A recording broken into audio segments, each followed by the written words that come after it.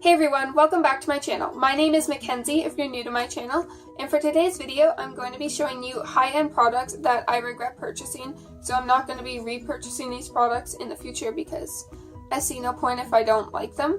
And also, when I say high-end product, I mean products that you don't find at the drugstore, so that can be products that I bought at Sephora or say another company that is more expensive than drugstore prices. So I don't necessarily mean like Lancome or Estee Lauder or brands like that high-end. Just for high-end, I mean more expensive than drugstore, basically. So let's just get right on into the video. Okay, so the first high-end product that I regret purchasing is this mascara by Tarte. It's the Lights Camera Lashes mascara. It's a smaller size than the regular size because I got this in a set, I believe, that I bought from Sephora. And the reason I do not like this is because when I applied it, it almost went on my lashes looking flaky. Like, I don't like that look. I like when it coats your lashes and it kind of like blends in with your lashes. It's not like it looks flaky and it sits on top of your lashes. And so for that purpose, it also made my lashes look clumpy. They wouldn't be separated the way I like them. And then I would also find like fallout throughout the day, I think because of the flakiness of the mascara. So yeah. Oh, one last thing. I also do not like this because I found this mascara dried up very quickly. I don't know why, but it did. So for those reasons, will not be repurchasing this. So the next high-end product that I regret purchasing is this powder by Arbonne. It's a mattifying powder that is a part of the FC5 collection, and I believe the FC5 collection is like targeted towards people with acne, so it's like an acne solutions collection, I believe. And the reason I don't like this powder, I actually really enjoyed this powder. Like, it does what it says. It's very mattifying and everything. But once you hit pan on this, oh my gosh, like it literally would start shattering and like pieces would start falling off. And this is all, I don't know if I can show you this properly, but these few pieces that are in here, yeah, it just fell. Great. Yeah, so these few pieces that are in here, okay, it fell again. So you see what I'm talking about. The few pieces that are left in here, like that's all that's left in here because once I hit pan, so like even a little circle, it just would slowly start shattering and shattering until like after a few uses, I couldn't use it anymore because it shattered to nothing. So I don't know why, like I have other powders that I hit pan on and they do not do this. So I don't know if it's like the formula or what, but if they fix the formula, I would appreciate that. But if it's like this, I'm not going to repurchase it. So the next high-end product I regret purchasing is this eyeliner by Tarte. It is the Tarteist Clay Paint Liner, and it is in black. So the way this works is you screw off the top, and then there's like, it's kind of like a squeeze tube. I don't know if you can see it. So you squeeze the product out, and it came with this angled brush. And then, so you just squeeze the product out and put it on your brush and like do your eyeliner, right?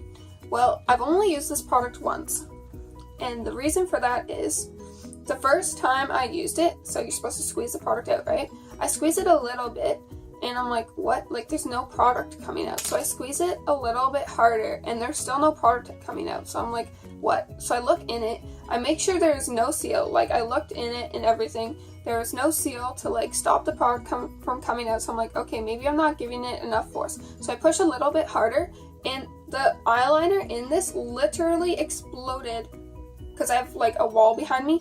It literally exploded all over in spots over my wall. So I was like, great, I just have black eyeliner everywhere. So I take a tissue and I try to wipe it off.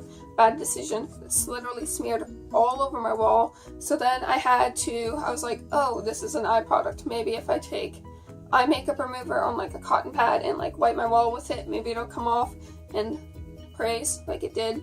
So I don't have black smeared all over my wall, but that's the reason I regret purchasing this, and I'm afraid to use it. So I feel like I just won't use this again because I'm afraid the same thing is going to happen, and I do not want to deal with that disaster. Okay, so the next high-end product I regret purchasing is this foundation by Makeup Forever. It's the Matte Velvet Foundation, and it claims to be a mattifying foundation that is oil-free and water-resistant. I'm not sure the shade that this is because I can't find it on the bottle, but it's the lightest shade because I'm one of the lightest people you'll ever meet. So yeah. I actually think that this foundation could be good. I'm just skeptical of it because I used this when I was in high school, and looking back on it, like, it was matte, it was like full coverage. Like, if you're looking for full coverage to cover up your acne, it did a great job. But I don't know if it's the product itself because it's full coverage, or if it was the technique I was using to apply the foundation, or what I was using to apply it, whether it was like the brush or the type of sponge I was using. But looking back on like pictures, my skin looked very textured and cakey, so that could also be because in high school is when I first started wearing makeup. So it could be because my technique wasn't that great and I didn't know what I was doing at all. So that could be the reason why it didn't look that great on my skin. Or I'm not sure if it is the product itself. So I may try this out again. I'm not too sure.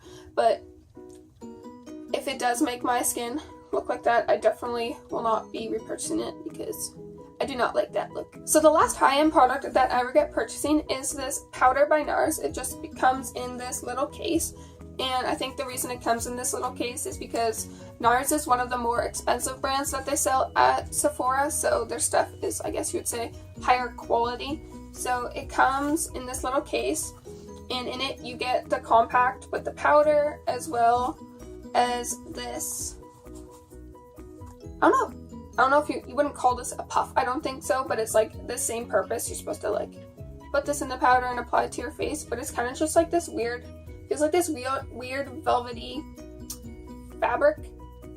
I don't know how to explain it. And it just has like their logo NARS engraved in it. So yeah, comes with the compact and that. And this is their light reflecting setting powder in the pressed form. And it is in the shade Translucent Crystal. So I bought this when I was first starting out with makeup in high school. Yeah, that's when I started out with makeup. And I wanted to get, I believe it was the HD setting powder by Makeup Forever because I watched a lot of YouTube videos about it and a lot of people said it was good. So I was like, oh, I'm gonna go get that. So I go to Sephora and the lady said they didn't have it. So instead she told me I should buy this one because it's very similar to that and it's just as good. And now looking back on it, they probably just wanted a sale because, first of all, the Makeup Forever powder that I wanted was a loose powder, and this one's a pressed powder.